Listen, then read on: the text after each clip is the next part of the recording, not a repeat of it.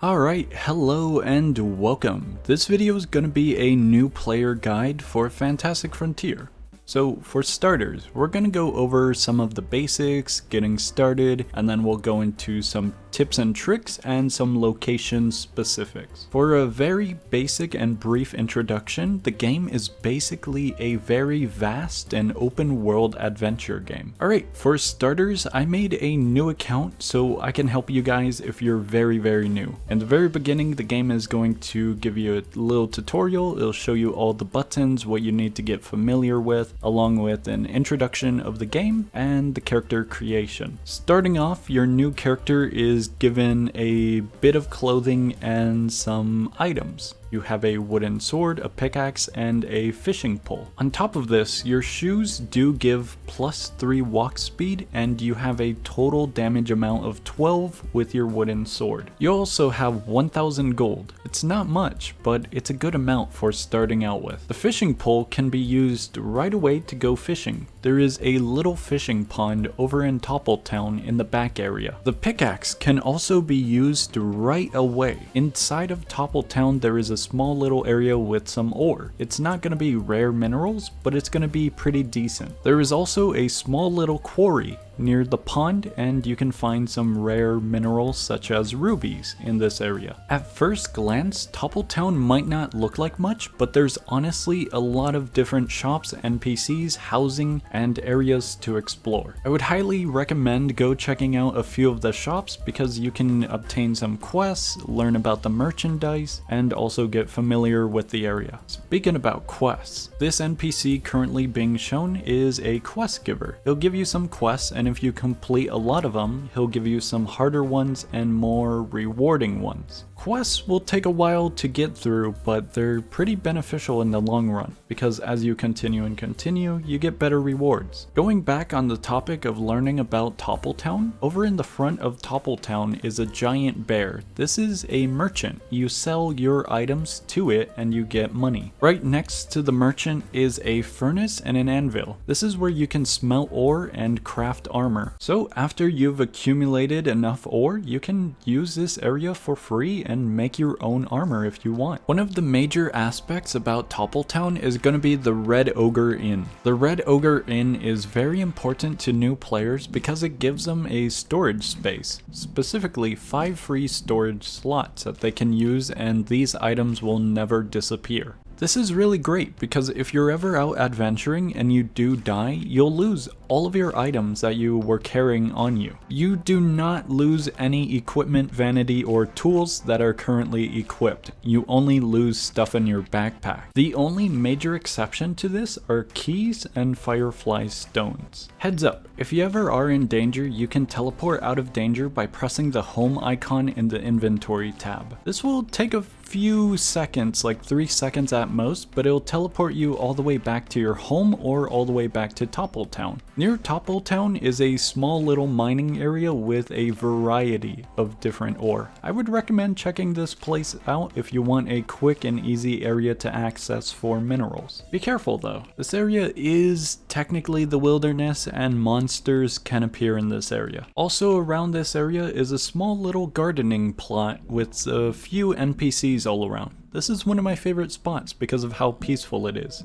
You can grow plants and you can also buy plant seeds. Plants do grow in real time, so if you do leave the game and hop back in, you'll see plants have grown after a moment of time. Different plants have different requirements for how long until they're fully grown. Also in this area is a giant rat. This is known as Rat Boy or Rat Boy's Nightmare. Rat Boy's Nightmare is a subworld. It is very dangerous for new players to roam around in the deeper areas, but you're safe for a few of the beginning rooms in this area. The main area is called the Deli. The Deli is very popular due to one of the booths being a minigame. Players can sit down at the booth and over amount of time the little bottle will change color. The color of the bottle determines the likelihood of more valuable drops to be given to all the players who are participating. Up to 4 players can participate in this small little minigame at a time. You can get get some really amazing drops from this, but most of the time you're gonna get some low value food items. Around the nightmare, players can also collect Rat Boy tokens. Rat Boy tokens are valuable and they are worth 1000 gold apiece. Additionally, every single thing inside of Rat Boy's nightmare is in its own little itempedia. You can access the itempedia and this room at the very entry of Rat Boy's nightmare. To access it though, you do have to find a orange button to unlock the door. We're not gonna get too deep inside of Rat Boy's nightmare because everything else is a little bit more for experienced players who have good armor and good weapons already established. Additionally, Rat Boy's nightmare is way middle to end game content, so you can definitely go explore it, but it's gonna be pretty difficult starting out. Alright, let's go on a little adventure. You're a new player and you want to make your own armor, or you want to make some fast cash. Very easy, and I'm going to tell you the safest area to go to. For starters, you're going to need 5,000 gold. So find a few flowers, find a few fish, or mine up a ton of ore and sell it. Once you have 5,000 gold, go to the very top of Topple Town and there is a floating airship. Access it and go to the town of Right and Wrong. The town of Right and Wrong is one of my favorite areas. It is a huge town and it is very safe. Additionally, the town does have a furnace, an anvil, a merchant, and a ton of other mini shops that you can explore. The town of Right and Wrong also has a minigame that players can participate in. This is called the Tower. We won't be going over the tower in this video, but it is something I would recommend checking out if you're interested. Near the tower is a small little farming plot that you can access, and right outside is the main reason we are here. Right outside the town of Right and Wrong is a field of flowers, and all of these flowers are valued at around 2,000 apiece. Additionally, there is also a mining quarry right next to the flower field. This mining field only spawns two types of ore, coal and titanium. This is very beneficial since titanium is one of the better ores when starting out, and it also sells for a high amount. Since only these two ores spawn here, players can really easily get a full set of armor immediately. All around the frontier are a bunch of properties. If you ever find the realtor standing near a house or structure, you can purchase it. Each and every property will have some specifics, such as an amount of storage space or some additional stuff like a fishing pole. By the way, the only other way to expand your inventory or storage space is by buying up properties. Properties with more content are most likely going to be very expensive. I recommend getting this property first though. It is the cheapest property in the game and it allows you to do a no fog glitch. The no fog glitch is a little bit of spoilers because it ruins the immersion of the game and it allows you to see everything because the fog is being removed. This is very beneficial to players as they can see and learn the environment, they can also view enemies nearby, and they can also find rare or very valuable plant life and other drops. You do need a housing structure to do this, so it might be a while until you actually are able to do this if you're a new player. Alright, now that we can see everything, I'll be showing you guys some very specific locations. Over in this direction is going to be Black Rock Mountain. This is one of my favorite spots to go to because there are some very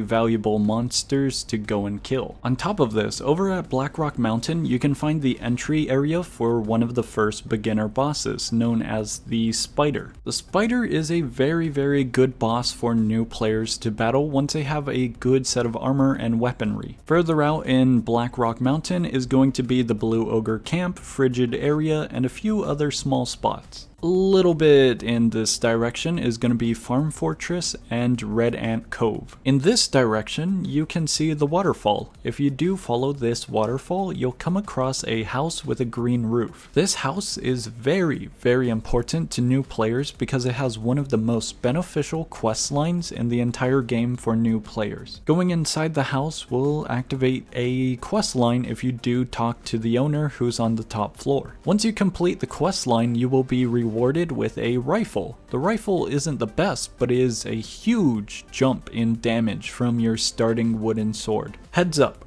the rifle is gonna need some bullets. You can buy some bullets over on the side of the wall. There is a shop over in a roof. The questline isn't even that difficult, and I would highly recommend doing this near the start of your playthrough. I'm going to have the Wikipedia page for this questline down in the description so you guys have more information if you're stuck anywheres. If you don't like the idea of spending money for ammunition, you can go and buy some magic spellbooks for magic weaponry. Over here in the gnome school, you can find a grand wizard and he will sell you some merchandise that help with magic damage and magic spellbooks. Alright guys, that's gonna be pretty much everything a beginner would need to know or need help with. My final heads up and piece of information that I'm going to give to you is go check out the wiki page for Fantastic Frontier. The wiki page for Fantastic Frontier is honestly one of the most clean and detailed Wikipedias for any Roblox game I've ever seen. Additionally, the wiki has confirmation from developers on specifics such as drop rates, spawn areas, and other specific pieces of information. I hope this video was very informational, and if you're a new player with any questions, feel free to put a comment down below and I'll try to help you. But anyways, that's gonna be all from me. Hopefully this was helpful, and I will see ya.